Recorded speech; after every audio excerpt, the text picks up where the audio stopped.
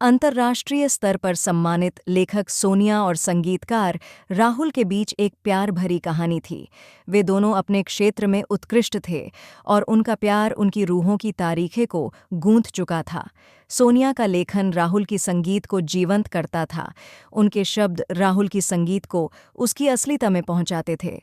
दोनों की ये कहानी संसार के सबसे रोमांचक गाने बना देती थी। लेकिन वक्त की चाल में उनका प्यार एक दूसरे से दूर हो गया।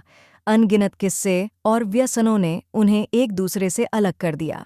लेकिन जब भी राहुल गीतों में सोनिया की यादों को देखता था तो उसका दिल फिर से उसी प्यार की तलाश में बेकरार हो जाता था। एक दिन राहुल ने सोनिया के लेखों की किताब खोजी और उसे पढ़ा। उस लेख में सोनिया ने अपनी भावनाओं को इस तरह से व्यक्त किया था कि राहुल का दिल फिर से उसी प्यार में खो गया। फिर राहुल ने सोनिया को खोजना शुरू किया। उसने उसके लेखों के माध्यम से उसकी स्थिति के बारे में जाना और उसे ढूंढने की कोशिश की। बहुत मेहनत के बाद राहुल ने सोनिया को खोज निकाला। उसने उसे एक लाइव कॉन्सर्ट में बुलाया, जहां वह अपने सबसे प्रिय गीतों का प्रस्तुतिकरण कर रहा था। सारा माहौल रोमांच से भरा हुआ था। जब वह अंत में अपनी अंतिम गायन सुनाने लगा तो पीछे से एक महिला ने उसकी आवाज़ पहचानी। धीरे धीरे सोनिया ने अपने प्यार राहुल के पास चली गई।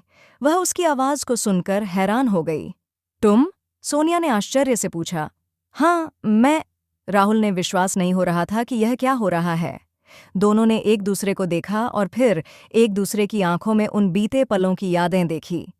तुमने मुझे खोजा? सोनिया ने चौंके हुए अंदाज में पूछा।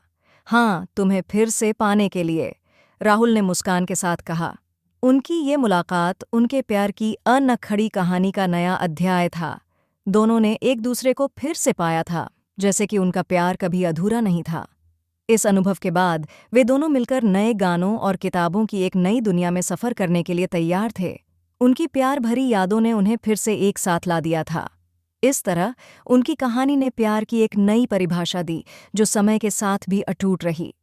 उनका प्यार अब भी समय के साथ बढ़ता रहा, जैसे कि वह हर एक लम्हे में नए गाने और कहानियों की एक नई मिसाल बना रहा था।